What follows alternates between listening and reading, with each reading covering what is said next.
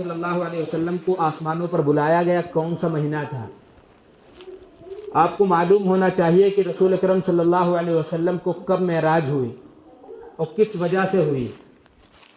رسول اکرم صلی اللہ علیہ وسلم کو جب مکہ کے اندر تکلیفیں دی گئی، آپ کو مارا گیا، آپ کو ستایا گیا، آپ کے ساتھ کلمہ پڑھنے والے صحابہ کرام رضی اللہ عنہ اجمعین کو طرح طرح کی تکلیفیں دی گئی، حضور اکرم صلی اللہ علیہ وسلم کے راستے میں کانٹے بچھائے گئے، آپ صلی اللہ علیہ وسلم کو مسجد حرام کے اندر مارا گیا، آپ کے اوپر اوجڑی ڈالی گئی، آپ کی گردن میں پھندا ڈالا گیا، بالآخر اللہ کے رسول صلی اللہ علیہ وسلم کو بہت تکلیفیں دی گئی۔ پھر رسول اکرم صلی اللہ علیہ وسلم طائف کے اندر تشریف لے گئے کہ ہو سکتا ہے یہاں کے لوگ ایمان نہیں قبول کر رہے ہیں، کل طائف چلے جائیں، ہو سکتا ہے وہاں کے لوگ ایمان قبول کر لیں اور اس تکلیف سے ہمیں نجات مل جائے۔ تو آپ طائف کے اندر تشریف لے گئے، آپ نے وہاں اللہ کی طرف لوگوں کو بلایا، مگر وہاں بھی ان لوگوں نے ویسا ہی حال کیا۔ ایک شخص نے کہا کہ آپ ہمارے شہر سے نکل جائیے، دوسرے نے کہا کہ آپ کے اللہ تبارک تعالیٰ کو آپ کے علاوہ کوئی ملتا ہی نہیں تھا۔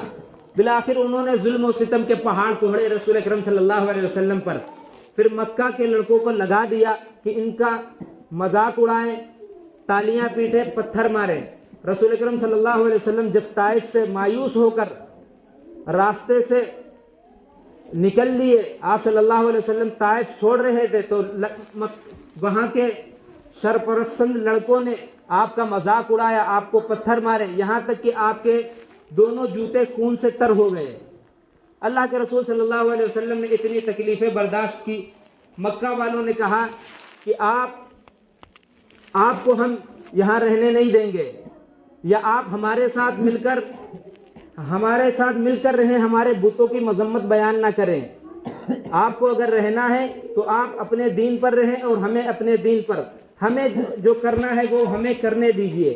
اللہ کے رسول صلی اللہ علیہ وسلم کو بڑی تکلیفیں دی اور کہا ہم آپ کو کسی طرح یہاں مکہ میں رہنے نہیں دیں گے، آپ پر بڑی مصیبتیں ہیں۔ تب اللہ رب العالمین نے اس کی دلجوئی کے لیے کہ یہ مکہ کے لوگ کہتے ہیں کہ آپ کا نام نشان مٹا دیں گے، آپ کا نام لینے والا دنیا کے اندر کوئی نہیں رہے گا، آپ یہاں ذلیل ہو کر نعوذ باللہ رہیں گے، لیکن آپ کا مقام اور مرتبہ ہم بتاتے ہیں، یہ زمین کی بات کرتے ہم آسمانوں کو آپ کے سیر کرائیں گے۔ اللہ رب العالمین نے آپ کو آسمانوں پر بلایا۔ آپ صلی اللہ علیہ وسلم اسی مہینے کے 27 رجب کو، جو یہ مہینہ چل رہا ہے، یہ بڑا مبارک مہینہ، رحمت والا، برکت والا، عظمت والا اور ادب والا مہینہ ہے، اسی مہینے کی 27 تاریخ کو اللہ رب العالمین نے آپ صلی اللہ علیہ وسلم کو آسمان پر بلایا۔ حضرت جبریل علیہ السلام آپ صلی اللہ علیہ وسلم کی خدمت میں حاضر ہوئے۔ آپ صلی اللہ علیہ وسلم ام ہانی رضی اللہ عنہا کے گھر تشریف فرما تھے۔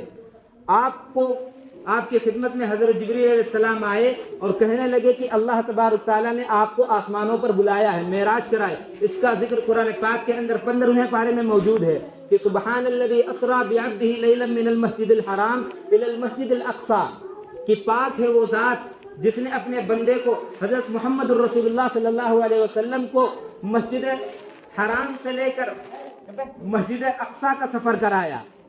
آپ مسجد حرام کے اندر جبریل علیہ السلام آپ کو لے گئے اور آپ صلی اللہ علیہ وسلم کا سینہ مبارک چاک کیا اور دل نکالا، دل کو زمزم کے ساتھ دھویا۔ جیسے ہم لوگ تیاری کرتے ہیں کسی یہاں جانے کے لیے، نئے کپڑے پہنتے ہیں، تیاریاں کرتے ہیں، اسی طرح آپ کو اللہ نے آسمانوں پر بلانا تھا۔ آپ صلی اللہ علیہ وسلم کے سینہ مبارک کو چاک کر کے دل نکالا، زمزم سے دھویا۔ پھر آپ صلی اللہ علیہ وسلم کو لے کر حضرت جبریل علیہ السلام چل دیے تو سب سے پہلے مدینہ پڑا۔ مدینہ میں آپ کی براق جس پر آپ سوار تھے وہاں رکے اور حضرت جبریل علیہ السلام نے عرض کیا، اے اللہ کے رسول صلی اللہ علیہ وسلم آپ یہاں رکیے، 2 رکعت نفل نماز پڑھیے۔ وہاں رکے، اللہ کے رسول صلی اللہ علیہ وسلم وہاں 2 رکعت نفل ادا کی۔ پھر آگے چلے حضرت موسیٰ علیہ السلام جہاں حضرت موسیٰ علیہ السلام اللہ رب العالمین سے باتیں کرتے تھے، وہ جگہ آئی، وہاں بھی حضرت جبریل علیہ السلام نے آپ کو روکا اور کہا یہاں بھی 2 رکعت نماز پڑھیے، وہاں بھی آپ نے 2 رکعت نماز پڑھی۔ پھر اور چلے جہاں حضرت عیسیٰ علیہ السلام کی پیدائش ہوئی تھی وہاں رکے، پھر وہاں بھی آپ صلی اللہ علیہ وسلم نے 2 نوافل ادا کیے۔ پھر آپ صلی اللہ علیہ وسلم مسجد اقصیٰ کے اندر تشریف لے گئے۔ آج ہمیں تو معلوم ہی نہیں ہے کہ رسول اکرم صلی اللہ علیہ وسلم کا کب معراج ہوا، کب آپ صلی اللہ علیہ وسلم کو آسمانوں پر بلائے گئے، کسی کو معلوم نہیں ہے۔ یہ ہمارے یہاں ان کے دین کے حلقے بھی نہیں لگتے، دین کے تذکرے بھی نہیں ہوتے، ہمارے یہاں خرافاتوں کے اڈے لگتے ہیں، خرافاتوں کی محفلیں سجائی جاتی ہیں، خرافاتوں کے بازار گرم کیے جاتے ہیں، صرف صبح سے لے کر رات تک، رات سے لے کر پھر صبح تک گناہ کی باتیں ہوتی ہے۔ کبھی اللہ کے رسول صلی اللہ علیہ وسلم کی احادیث نہیں پڑھی جاتی۔ اگر اللہ کے رسول صلی اللہ علیہ وسلم کی سیرت پڑھی جاتی ہوتی آج ہمیں معلوم ہوتا، آج ہمیں پتہ چلتا کہ اسراء کسے کہتے ہیں، معراج کسے کہتے ہیں۔ مسجد حرام سے جو مسجد اقصیٰ کا سفر تھا رسول اکرم صلی اللہ علیہ وسلم کا، اسے اسراء کہا جاتا ہے۔ پھر آپ صلی اللہ علیہ وسلم مسجد اقصیٰ کے اندر تشریف لے گئے، وہاں تمام انبیاء کرام موجود تھے۔ جتنے بھی اللہ کے رسول صلی اللہ علیہ وسلم تک نبی آئے ہیں مسجد اقصیٰ کے اندر وہ سارے نبی موجود تھے۔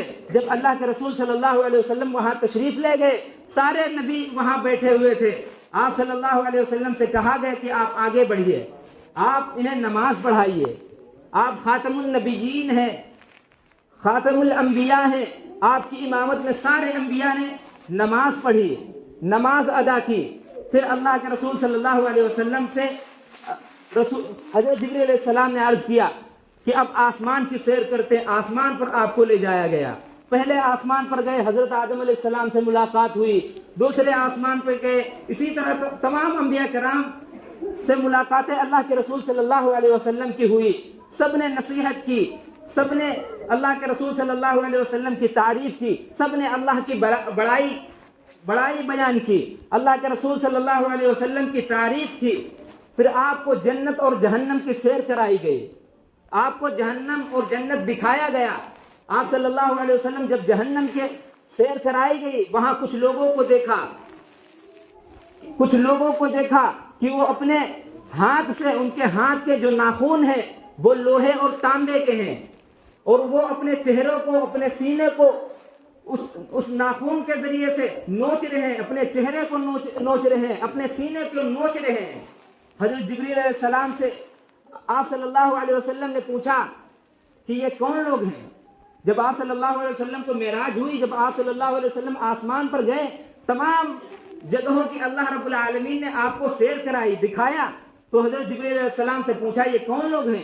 کہنے لگے یہ آپ کی امت کے وہ لوگ ہیں، یہ وہ گناہگار لوگ ہیں جو لوگوں کی غیبت کیا کرتے تھے، جو لوگوں کی غیبت کرتے تھے، چغل خوری کرتے تھے۔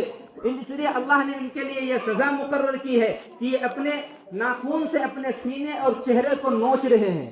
وہ لمبے لمبے ناخن ہیں لوہے اور تانبے کے، اپنے چہرے کو، اپنے سینے کو نوچ رہے ہیں۔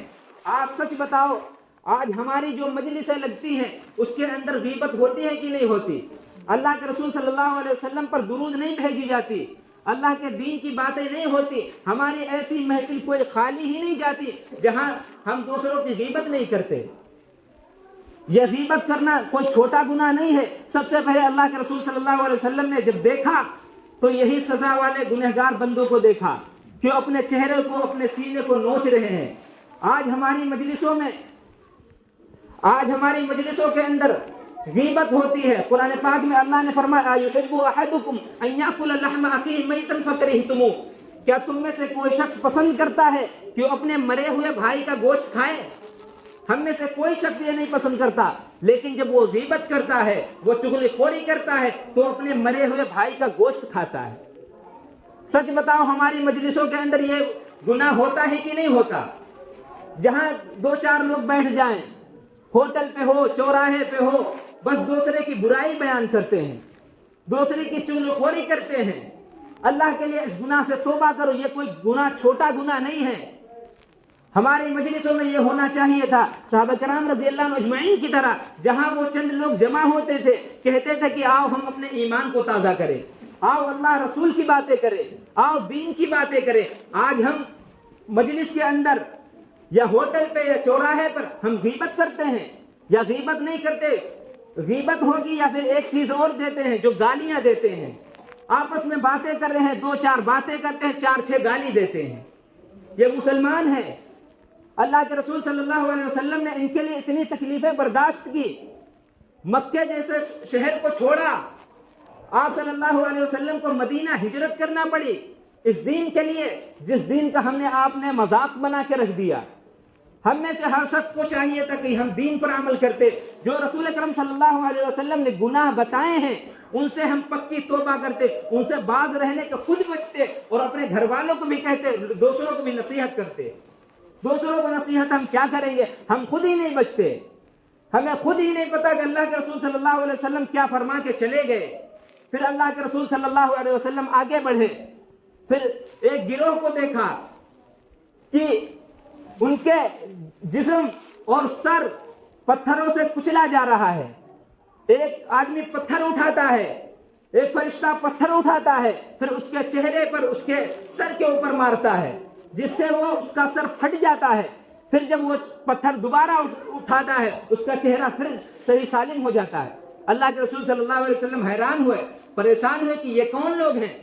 فرمائے یہ وہ لوگ ہیں جو دنیا کے اندر نماز کے لیے پکارا جاتا تھا، مسجد سے آذان آتی تھی، حی علی الصلاۃ حی علی الفلاح، یہ نماز کو نہیں جاتے تھے، یہ نماز میں سستی کرتے تھے، یہ نماز میں کاہلی کرتے تھے۔ سچ بتاؤ اتنے بڑے مجمع میں کتنے لوگ ہیں جو جمعے کے علاوہ بھی نمازیں پڑھتے ہیں؟ اللہ کے رسول صلی اللہ علیہ وسلم جب آسمان پر گئے، اللہ نے جو سب سے بڑا تحفہ دیا تھا اللہ کے رسول صلی اللہ علیہ وسلم کو، وہ نماز کا تحفہ دیا تھا۔ اللہ کے رسول صلی اللہ علیہ وسلم کو جب معراج ہوئی تھی اس وقت یہ تحفہ ملا تھا، اور اللہ نے فرمایا تھا کہ اپنی امت سے کہہ دینا کہ اللہ کے رشتے کو اگر مضبوط کرنا چاہتے ہیں، اگر بندے اللہ کے قریب ہونا چاہتے ہیں، وہ نماز کو پابندی کے ساتھ ادا کریں۔ آج کتنے لوگ ہیں جو جمعے کو ہی نماز پڑھتے ہیں؟ جب صحابہ کرام رضی اللہ عنہ اجمعین کو بتایا گیا کہ ہم نماز لے کر آئے ہیں، اللہ تعالیٰ نے ہمیں تحفہ دیا ہے، اللہ سے براہ راست باتیں کر سکتے ہیں، اللہ سے براہ راست ہم اپنی مشکل حل کرا سکتے ہیں، صحابہ کرام رضی اللہ عنہ اجمعین خوش ہو گئے۔ انہوں نے ایسی نماز کی حفاظت کی، ایسی نماز کی حفاظت کی۔ ہم سنتے نہ پا رہا کہ کربلا کے اندر حضرت امام حسین رضی اللہ عنہ نے ایسی مصیبت میں، ایسی تکلیف میں بھی نماز نہیں چھوڑی۔ ادھر جنگ ہو رہی ہے، لڑائی ہو رہی ہے کافروں کے ساتھ، لیکن اس وقت بھی آپ نے نماز ادا کی، کہ اس لیے یہ اللہ کے رسول صلی اللہ علیہ وسلم نے، ہمارے نانا نے وہ تحفہ لا کر دیا تھا، ہم کیسے ضائع کر دیتے ہیں؟ آج ہم معمولی بہانے سے نماز ضائع کر دیتے ہیں، پورا ہفتہ مسجد سے دور رہتے ہیں، نماز سے دور رہتے ہیں، اللہ سے دور رہتے ہیں، اس تحفے کو ہم نے مذاق بنا کے رکھ دیا۔ اللہ کے رسول صلی اللہ علیہ وسلم آسمان پر گئے تھے، آپ نماز لے کر آئے تھے، اللہ تبارک تعالیٰ نے نماز آپ کو دی تھی، اور جتنے احکام فرض کیے تھے اللہ نے سب زمین پر حضرت جبرائیل علیہ السلام سے کہا تھا کہ یہ جاؤ محمد الرسول اللہ سے کہہ دو